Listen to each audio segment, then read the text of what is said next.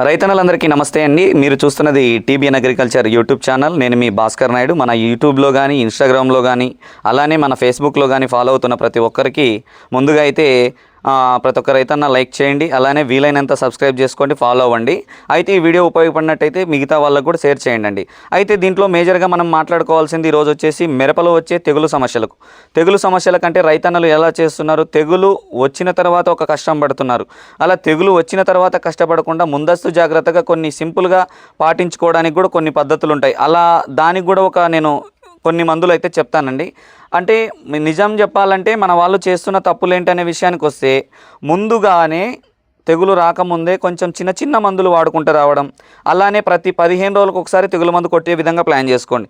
ఏదైతే మీరు ముడత మందులు టెక్నికల్స్, ఇప్పుడు ఏదైనా కంపెనీ ప్రోడక్ట్లు ఒక గ్రాసియా నాబి కొడతారనుకో, అటువంటి టైంలో మీరు తెగులు మందులు కలుపుకొని, లేదా దాంట్లో కలుపుతారని కాదు కానీ కొన్ని ఏదైతే మీరు పురుగు మందులు, దోమ మందులు, నల్లి మందులు ఇలా కొడుతూ ఉంటారు కదా, అటువంటి టైంలో మీరు ఇలాంటి ఏవైతే ఉన్నాయో ఈ తెగులు మందులు కలుపుకోవద్దండి. సపరేట్ విడిగా ప్రతి 15 రోజులకు ఒకసారి ప్లాన్ చేసుకోండి.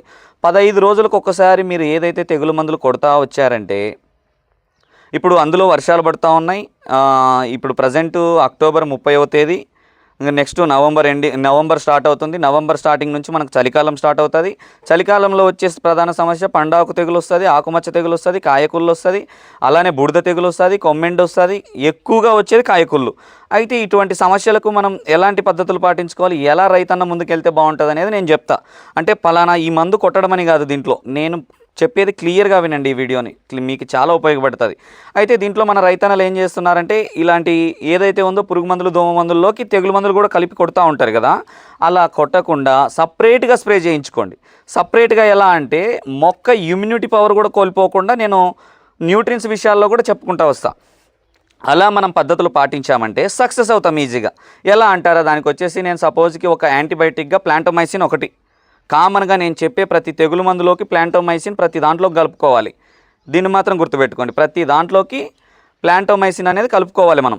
ప్లాంటోమైసిన్ తర్వాత న్యూట్రియన్స్ విషయానికి వచ్చేసరికి చాలానే ఉంటాయి. ఒక్కొక్క కంపెనీ ఒక్కొక్క రకంగా ఉంటుంది. దాంట్లో బెస్ట్గా ఉన్న ప్రోడక్టే నేను చెప్తానండి. ప్రజెంట్ బెస్ట్గా అంటే మనకు వచ్చేసి టాటా సర్ప్లస్ ఒకటి వస్తుంది, ఏరిస్ వాళ్ళది మొబోమిన్ వస్తుంది, ఏరిస్ వాళ్ళది అగ్రోమిన్ గోల్డ్ వస్తుంది, అగ్రిప్రో వస్తుంది. ఏరిస్ వాళ్ళది అయితే 3 ప్రోడక్ట్లు ఉంటాయి, చాలా బాగుంటుంది మార్చి చేసుకోవడానికి మీకు. అదొకటి టాటా కంపెనీ టాటా సర్ప్లస్ వచ్చింది. అలా ఈ న్యూట్రియన్స్ ప్లస్ ప్లాంటోమైసిన్ అనేది కామన్ పాయింట్. ఇది అంటే మీరు రకరకాల తెగులు మందులు కొడుతున్నప్పుడు ఈ న్యూట్రియన్స్ మాత్రమే తీసుకోండి. అంటే మార్చి అంటే కొట్టిన న్యూట్రియన్సే కాకుండా ఈ ప్రోడక్ట్లో ఏదో ఒకటి ఇంచుమించు తేడాలు చేసుకుంటా ఈ ప్లాంటోమైసిన్ తీసుకుంటా నేను చెప్పిన తెగులు మందుల్లోకి యాడ్ చేసుకుంటారండి. అంటే ప్రతి తెగులు మందుల్లోకి నేను ఏదైతే చెప్పానో అలా మీరు మార్చి చేసుకుంటా వస్తే ఒక దారిలోకి తీసుకోవచ్చు. ఈజీ, సులభంగా మీరు మీ మొక్కల్లో వస్తున్న వైరస్ను కూడా కంట్రోల్ చేసుకోవచ్చు. లాస్ట్కు నేను చెప్పే మందుల్లో తెగులు ఒకటే కాదండి, నేను చెప్పే ఈ న్యూట్రియన్స్ వల్ల మీరు తెగుళ్ళను కూడా మీ చేతుల్లోకి ఏదైతే ఉందో వైరస్ని కూడా నివారించుకోవడానికి ఇది ఒక మార్గం. వైరస్ని తగ్గించవచ్చు, తెగుల్ని తగ్గించవచ్చు, మొక్కకి కావాల్సిన ఇమ్యూనిటీ పవర్ని కూడా మనం అందించవచ్చు. అంటే మొక్కకి కావాల్సిన బలాన్ని కూడా మనం ఇచ్చినట్లే. అంటే ఈ విధంగా వాడుకుంటే ఇలా సక్సెస్ అవుతారు. లేదు నేను ఏదో కొడుతున్నా, నేను తెగులు మందుల్ని దోమ మందులో కలిపి కొడతాను, మళ్ళీ కొట్టలేని అంటుంటారు కదా, అలా ఎప్పటికీ ఆలోచన చేయొద్దండి. విడిగా కొట్టి చూడండి. న్యూట్రియన్స్, ఈ ప్లాంటోమైసిన్, నేను చెప్పిన ఈ తెగులు మందులు మార్చి మీరు చేసుకున్నారంటే సులభంగా మీ తోటని మీరు కాపాడుకోవడానికి చాలా మంచి ఐడియాస్ అండి ఇవి. ఒక సపోజ్కి నేను సాఫ్ లేదా రోకో లేదా అవతార్ లేదా తర్వాత వచ్చేసి సల్ఫర్, తక్కువ రేట్లే, ఏది ఎక్కువ పడదు. మినిమం నేను చెప్పింది అన్నీ 200 లోపే ఎకరానికి, 200, 300, 400 లోపే ఎకరానికి. ఈ న్యూట్రియన్స్ కలుపుకుంటే మహా అంటే 700-800 కూడా అవ్వచ్చు. రేట్ల విషయం అయితే నేను చెప్పను, కానీ మీరు ఈ పద్ధతిని కూడా పాటించుకోవచ్చు. ఇప్పుడు సపోజ్కి నేను చెప్పాను కదా, న్యూట్రియన్స్ అలా కాకుండా మనం ఏదైతే చెప్తా ఉన్నామో ఈ తెగులు మందులు సాఫ్ ఒకటి, అవతార్ ఒకటి, రోకో ఒకటి, రకరకాలుగా ఇట్లా మార్చి చేసుకోవడానికి కూడా ఒకటి. ఇంకా తక్కువ రేట్లో కొద్దిగా అటు ఇటు అయినా పర్లేదు అనుకున్న దానికి కస్టోడియా అండి, అదామా వాళ్ళది కస్టోడియా తీసుకోవచ్చు. లేదా వీళ్ళది బెస్ట్ ఆగ్రో వాళ్ళది సులో అనే ప్రోడక్ట్ కూడా ఉంటుంది. దీంట్లో వచ్చేసి సల్ఫర్ కూడా 65% ఉంటుంది. తొప్పుకొనజల్లు తర్వాత సల్ఫర్ వచ్చేసి 65% ఉంటుంది, 10% ఏమో తుప్పుకొనజల్లు ఉంటుంది. అంటే దీన్ని ఈ రకంగా వాడుకుంటే ఇది కూడా మనకి ఏదైతే ఉందో ఈ పండాకు తెగులు, ఈ కొమ్మకుళ్ళు ఇలాంటివి కూడా తగ్గించుకో. Simple technique. మనం ఎరువుల్లో కూడా చల్లుతుంటాం. సపోజ్కి ఎరువు సంచులు కూడా చల్లుతాం. ఎరువు సంచుల్లో చల్లేటప్పుడు ఏం చేస్తాం, మనం ఓన్లీ కాంప్లెక్స్ ఎరువులే చేస్తాం కదా. అలా కాకుండా ఈ కాంప్లెక్స్ ఎరువుల్లో మీరు ఏదైతే పద్ధతి పాటిస్తున్నారో దాంట్లోకి ఒకసారి ఈ ఇది ఏదైతే ఉందో సల్ఫర్ మిల్స్ వాళ్ళది టెక్నోజెడ్ కానీ లేదా కొసావిటా కానీ, ఇలా మహదన్ వాళ్ళ దాంట్లో ఉన్నాయి. ఇలా గంధకం తెలిసే ఉంటుంది, మీరు గంధకం అంటారు. సల్ఫర్ అనేది మీరు ఎరువుల్లో చల్లేటప్పుడు మధ్యలో అప్పుడప్పుడు యాడ్ చేసుకుంటా కూడా ఎరువుల్లో చల్లుకున్న జింక్ కానీ ఇలాంటివి మార్చి మీరు ఎరువుల్లో కలిపి చల్లుకుంటా వస్తే కూడా మనం ఈ తెగులు సమస్యలను కూడా తగ్గించవచ్చు. ఇలా ఏదైతే ఉందో సింపుల్గా నేను తక్కువ రేట్లో అయితే అండి, ఒక పండాక్ తెగులు ఉంది, మీ తోటలో బూడిద తెగులు ఉంది, మీ తోటలో కొమ్మెడి తెగులు ఉంది, అటువంటి సమస్యపై ఈ కస్టోడే కానీ ఈ బెస్ట్ అగ్రో వాళ్ళది సులు అనే ప్రోడక్ట్ కానీ నేను ఫొటోస్ పెడతా ప్యాకింగ్వి. అలా తక్కువ రేట్లో ఈ విధంగా ప్లాన్ చేసుకోవచ్చు.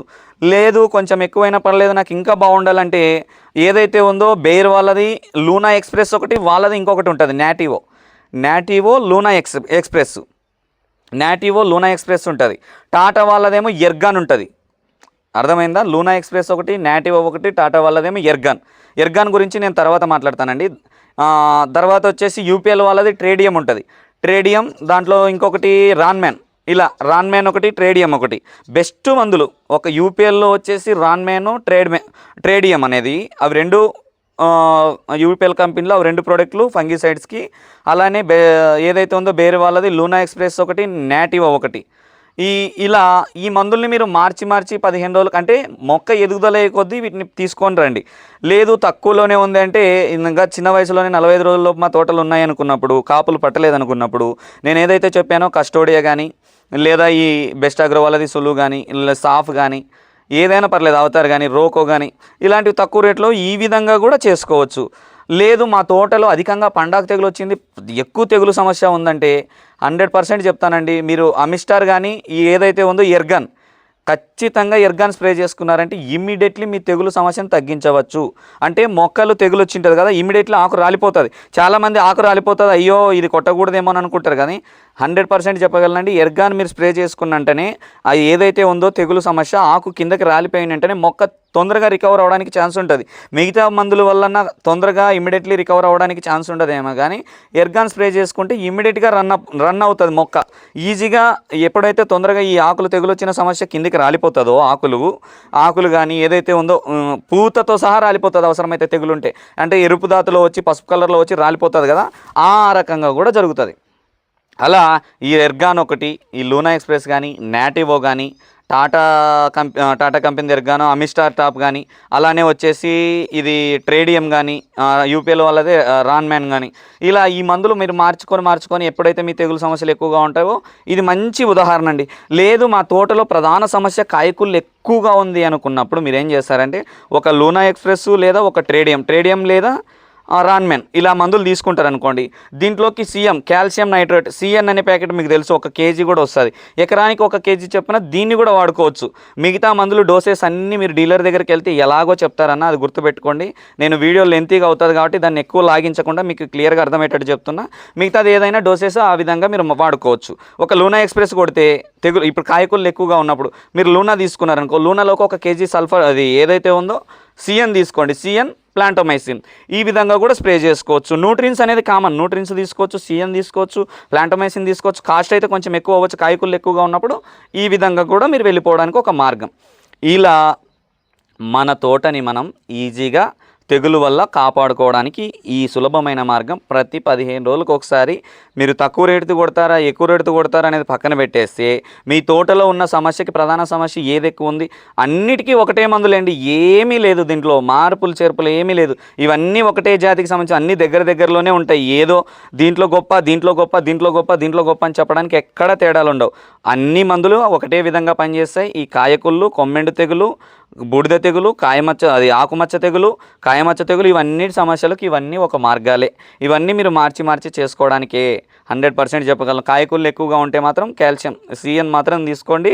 లేదు మా తోటల్లో అనుకుంటే ఈ పండగ తెగులు, కొమ్మకుళ్ళు ఇట్లాంటి వాటికైతే ఈ న్యూట్రిన్స్, ప్లాంటోమైసిన్ ఇలా విడివిడిగా మీరు ఏదైతే ఉందో నేను చెప్పిన మందులు విడివిడిగా కలుపుకొని వాడుకోండి. నేను చెప్పింది అర్థం మీకు ఎలా చెప్పానంటే మీరు చాలా రకరకాలుగా ఒక షెడ్యూల్ చెప్దాం అనుకో, అలా కాకుండా డిఫరెంట్గా మీ మైండ్కి ఎక్కాలి.